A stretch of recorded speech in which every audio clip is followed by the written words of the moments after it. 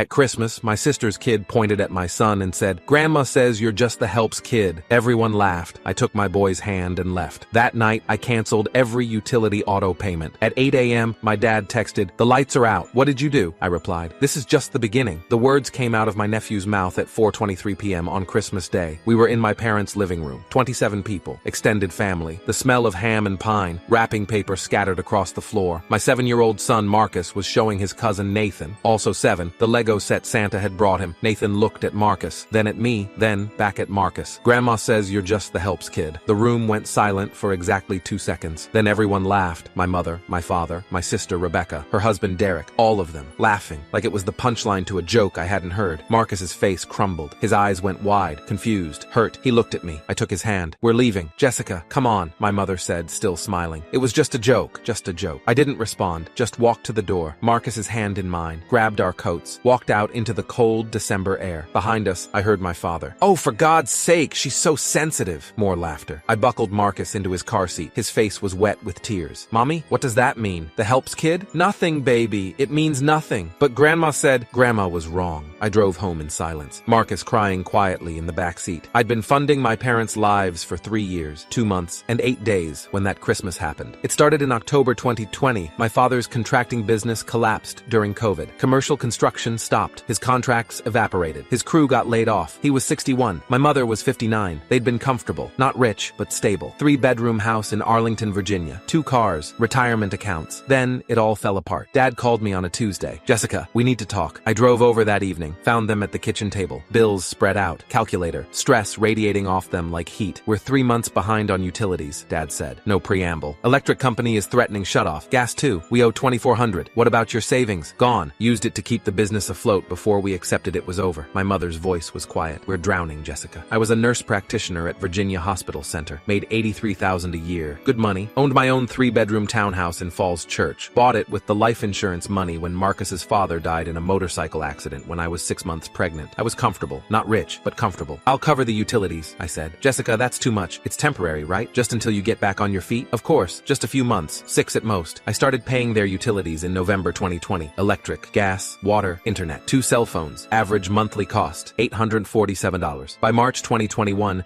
Dad had found part-time work at Home Depot. $14 an hour, 25 hours a week. Mom got a job at Target. Same deal. Together, they made maybe $2,800 a month after taxes. Their mortgage was $1,650. Utilities were $847. That left $303 for everything else, so I kept paying utilities. Then came my sister. Rebecca was 37, 3 years older than me. Worked in sales, made decent money but had terrible spending habits. Designer clothes, expensive vacations, new car every 3 years. Her son Nathan was in private school, St. Thomas Academy, $16,000 a year. In June 2021, she called me crying. "Derek lost his job. We can't afford Nathan's tuition. They're kicking him out. Can't you transfer him to public school?" "Public school? Jessica, he's at St. Thomas. He has friends there. A routine. We can't just uproot him. Then what do you want me to do? Help us, just for a year, until Derek finds something." "Rebecca, please. You know how hard it was for Nathan to get in there. If he leaves, he can't come back." I looked at Marcus, 7 years old, attending the public elementary school 3 blocks from our house, getting a good education, making friends. But Rebecca's son deserved private school? "I'll cover half," I said. $8,000. You figure out the other 8. "Thank you. Thank you so much." I started paying $667 a month for Nathan's tuition. Then came the car. Rebecca's credit tanked in 2022. Too many credit cards, late payments, charged off accounts. She needed a new car. Her BMW lease was up. She wanted to buy, but couldn't get approved. "Can you co-sign?" she asked. "Rebecca, your credit is a mess. I'll make the payments, I swear. I just need someone with good credit to co-sign." Against my better judgment, I did it. $427 a month. Honda Accord. Practical, reliable. So by Christmas 2023, I was paying parents' utilities, $847 month. Nathan's tuition, $667 month. Rebecca's car, $427 month total. $1,941 per month. $23,292 per year. Over 3 years, $69,876. Actually more, because utilities had gone up. I was paying closer to $950 a month by late 2023. Call it $126,000 over 3 years. For a family that called my son the helps kid. I'd noticed the comments before Christmas. Small things, easy to ignore. Last Thanksgiving, my father had made a joke about me trapping myself young. We were having dinner, turkey, stuffing, the whole thing. "Jessica could have been something," he'd said, casual, like he was commenting on the weather. "If she hadn't gotten herself knocked up at 27. Dad, I'm just saying, you were on track. Good career. Then you had Marcus and everything stopped." "Nothing stopped. I'm a nurse practitioner. You could have been a doctor. You were smart enough." But then, he gestured at Marcus, who was 7 and sitting right there. My mother had nodded. "It's It's a shame. You had so much potential. Marcus had looked at me, confused, hurt. I'd changed the subject. Then there was my sister's comment in October. We were at my parents' house, family dinner. Rebecca was complaining about work. I swear, the new admin they hired is useless. Doesn't know anything. Barely finished community college. You know the type. My mother had laughed. At least she finished something. Not like the help these days, right? The woman who cleans our house can barely speak English. They'd both laughed. I'd felt my jaw tighten. Marcus's father was Mexican-American, first-generation college graduate, smart, ambitious, died too young. Marcus looked like him. Brown skin, dark hair, beautiful. And my family talked about the help like they were less than human. I should have said something. I didn't. I told myself it wasn't about Marcus, that I was being oversensitive. But it was about Marcus. It had always been about Marcus. That night, after I put Marcus to bed, I sat at my kitchen table, opened my laptop, logged into my bank account, looked at the auto payments. Dominion Energy, $187 month to my parents' account. Washington Gas, $143 month to my parents' account. Fairfax Water, $89 month to my parents' account. Verizon, $247 month for my parents' 2 phone lines. Comcast, $284 month for my parents' internet and cable. St. Thomas Academy, $667 month from my account. Memo line, Nathan Rodriguez tuition. Honda Financial Services, $427 month. Cosigner payment for Rebecca's car. Total, $2,044 month. I started clicking. Cancel, cancel, cancel, cancel, cancel. Delete, auto pay, delete, auto pay, delete, auto pay. Then I called St. Thomas Academy's billing office. Got voicemail, left a message. This is Jessica Martinez. I need to remove myself as payer for Nathan Rodriguez. Student ID 47382. Effective immediately. Do not contact me about future payments. Then Honda Financial Services. Same thing. Voicemail. This is Jessica Martinez, co-signer on account number 884739204471 for Rebecca Rodriguez. I'm withdrawing as co-signer effective immediately. I will not be making any future payments. By 11:47 p.m., I was done. Every payment canceled,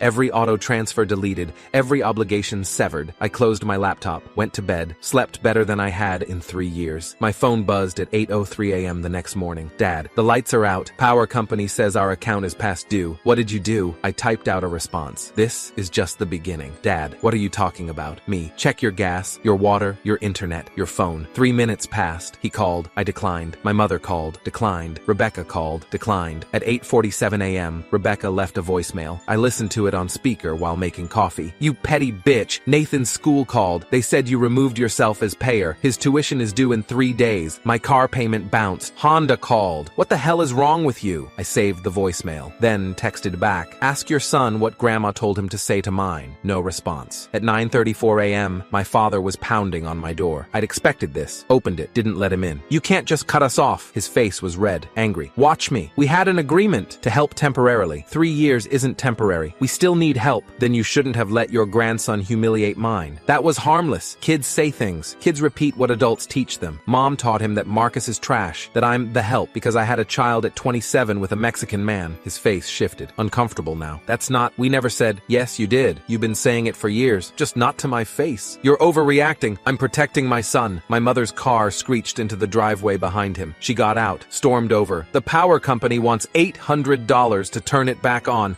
$800, Jessica, not my problem. We're your parents, and he's my son, your grandson, the one you let your other grandson call the helps kid. It was a joke. Nobody was laughing, except you. This is about money, she said. Her voice had gone cold. You're mad we're not paying you back. I never asked to be paid back. I asked for basic respect from Marcus, and you couldn't even give him that. We love Marcus. You tolerate Marcus. There's a difference. Rebecca's SUV pulled up. She got out, dragging Nathan by the arm. Apologize, she hissed at him. Nathan looked at the ground. Sorry. For what? I asked. Silence. That's what I thought. I looked at Rebecca. You didn't even tell him what he did wrong. He's 7. So is Marcus, the one who cried himself to sleep last night because your family taught him he's worthless. Nobody said he's worthless. You said he's the helps kid. What does that mean, Rebecca? She didn't answer. It means lesser. It means beneath you. It means his father, my husband, was beneath you because he was brown and working class. That's not what it meant. Then what did it mean? Silence. I looked at all 3 of them. My parents, my sister. I've been paying your bills for 3 years. $126,000, give or take. And you spent that time teaching your grandkids that mine is less than. We never, last Thanksgiving, Dad said I trapped myself with a baby. Mom agreed. Called it a shame in front of Marcus. Dad's face flushed. In October, Mom talked about the help like they're animals while looking at Marcus. You're being dramatic. And yesterday you laughed when Nathan called him the helps kid. You laughed. Nobody responded. I am something, I said quietly. I'm a nurse practitioner making $83,000 a year. I own my home. I raised my son alone. And I've been bankrolling all of you for 3 years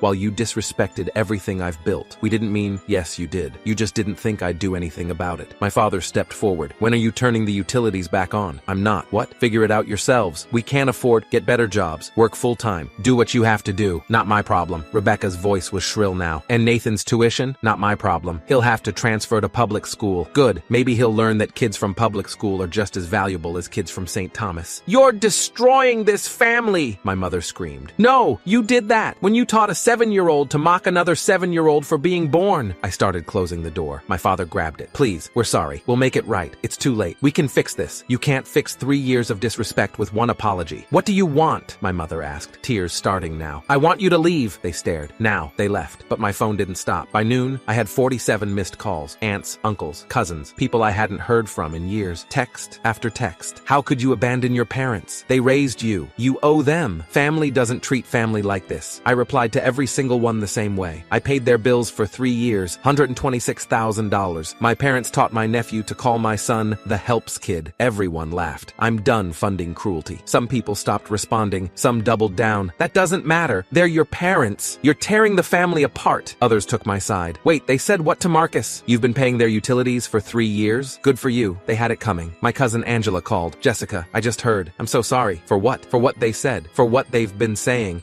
I didn't realize I should have said something. You knew? Everyone knew. Your mom makes comments all the time about Marcus, about his dad, about you having a kid too young with the wrong person. I thought you knew. My chest tightened. Everyone knew? Yeah, I'm sorry. I should have told you. I hung up, sat on my couch. Marcus was at school, wouldn't be home until 3:15. I had 3 hours to process the fact that my entire extended family had been mocking my son behind my back for years. At 2:47 p.m., my phone rang. Unknown number. I answered. Hello, Ms. Martinez? This is Caroline Fletcher from St. Thomas Academy. I'm calling regarding Nathan Rodriguez's tuition account. I left a voicemail. I'm no longer paying. Yes, we received that. However, spring semester tuition is due in 5 days, January 2nd. That's $8,000. If payment isn't received, Nathan won't be able to attend. That's between you and his parents. Ms. Martinez, Nathan is in the middle of the school year. Pulling him out now would be very disruptive. Not my problem. I'm not his parent. I'm not responsible for his education. But you've been paying for 3 years as a favor. The favor is over. I see. Well, I'll need to contact his parents directly then. Good luck. I hung up. At 4:18 p.m., Honda Financial Services called. Ms. Martinez, this is Troy Watkins from Honda Financial. I'm calling about account 8847-3920-4471. You're listed as cosigner. I'm removing myself as cosigner. That's not possible without refinancing the loan or paying it off. Then repossess the car. Pause. Ma'am, if payments stop, we will repossess the vehicle. But it will severely impact both your credit and the primary borrower's credit. I don't care. I'm not making any more payments. Can I ask why? Personal reasons. My sister can refinance or she can lose the car. That's her choice. I'll note this in the account. Thank you for calling. My parents' power stayed off for 2 weeks. I know because my mother called from different numbers, friends' phones, neighbors, leaving increasingly desperate voicemails. Please, it's freezing. We have no heat. Your father has a heart condition. He needs his CPAP machine. Fine, you win. We're sorry. Please turn the power back on. I didn't respond. On January 3rd, Rebecca's car was repossessed from the St. Thomas parking lot. Nathan texted Marcus. They had phones now, apparently. My mom says your mom is a bitch. Marcus showed me. I took his phone, blocked Nathan's number. Am I? Marcus asked quietly. The helps kid? No, baby. You're my kid. My smart, kind, wonderful kid. But Grandma said Grandma was wrong and cruel, and she's not in our lives anymore. Good, he said. On January 15th, I got a call from Adult Protective Services. Ms. Martinez, this is Diane Chen from Fairfax County APS. We received a report that you're financially exploiting your elderly parents. My stomach dropped. What? Your parents filed a complaint. They say you've been taking money from their accounts and refusing to pay their bills despite promising to help. That's not, they're lying. Can you come in to discuss this? We need to investigate. Fine. When? Tomorrow, 10 a.m. I showed up with documentation. Bank statements showing every payment I'd made over 3 years. Utility bills in their names showing I was the payer. Texts and emails where they thanked me for helping. Diane Chen reviewed everything. So you've been paying their bills voluntarily? Yes, for 3 years. Then I stopped. Why? Because they called my son the helps kid at Christmas, and I'm done funding people who disrespect my child. She was quiet for a moment. Ms. Martinez, I'm closing this case. There's no financial exploitation. You were helping voluntarily. You're allowed to stop. They filed a false report. I'll note that in the case file. On January 23rd, Nathan transferred to public school, Fairfax County Elementary. The same school Marcus attended, same grade, same teacher. I found out when Marcus came home. Nathan's in my class now. What? He started today. He cried during recess. Said he misses his old school. Did you talk to him? No. He called me the helps kid. That's okay. You don't have to be friends with people who hurt you. On February 2nd, my father called from the hospital. Not his number, a nurse's. Ms. Martinez, your father asked me to call. He had a mild heart attack. He's stable, but he's asking for you. I drove to Virginia Hospital center, the same hospital where I worked. Found him in the ICU, pale, tubes, monitors beeping. Jessica, his voice was weak. Dad, thank you for coming. What happened? Stress. The doctor says stress. You need to take care of yourself. I've been trying, but everything, his voice broke. Everything fell apart. The power, the bills. Your mother is furious. Rebecca won't talk to us. Nathan is miserable in public school. That's not my fault. I know, but Jessica, he grabbed my hand. Please, help us. Just one more time. No, please. No, Dad. You spent 3 years teaching my son he's worthless. I'm not rewarding that. We never— Yes, you did. And you laughed about it. At Christmas. In front of him. Tears ran down his face. I'm sorry. I know you are. But sorry doesn't fix it. I left. 3 months after Christmas, my mother called. From her own phone. Which meant they'd gotten the power turned back on. How? I asked. Your father took a loan against his pension. We're working full-time now, both of us. Target and Home Depot. 40 hours a week. Good. It's hard. We're 62. We're exhausted. You're also capable. We want to see Marcus. No. He's our grandson. He's the grandson you called the helps kid. You don't get access to him anymore. We've apologized to me, not to him. He's 7. He doesn't understand. He understands that you laughed when someone hurt him. That's enough. She hung up. 6 months after Christmas, Rebecca sent me an email. Subject, I'm sorry. Jessica, I know you won't answer my calls. I hope you'll read this. I'm sorry for what Nathan said, for laughing, for not defending Marcus. I've spent 6 months thinking about it, about how I raised Nathan to think he's better than other kids because he went to private school, about how I absorbed Mom and Dad's attitude toward Marcus without questioning it. Nathan is struggling in public school. Not academically, he's fine there, but socially. He doesn't have friends. The kids know he used to go to St. Thomas. They call him Rich Boy. And I realized that's what we did to Marcus. We labeled him, made him less than, and Marcus never did anything except exist. I'm sorry. I don't expect forgiveness. I just wanted you to know. Rebecca, I didn't respond. A year after Christmas, Marcus and I spent the holiday alone, just the two of us. Chinese takeout, Marvel movies, Lego sets. Mommy? He asked while building the Millennium Falcon. Yeah, baby? Are we going to Grandma's next year? No, sweetie. We're staying home. Good, he smiled. I like it better when it's just us. I held him tight because my family had spent 3 years teaching him he was less than, and I'd spent 3 years funding them while they did it. But not anymore. Now, it was just us, and we were enough. More than enough. Because I'd rather have Christmas alone with my son than surrounded by family who called him the helps kid and laughed about it. Some families are worth saving. Mine wasn't. So I let them drown, and Marcus and I learned to swim.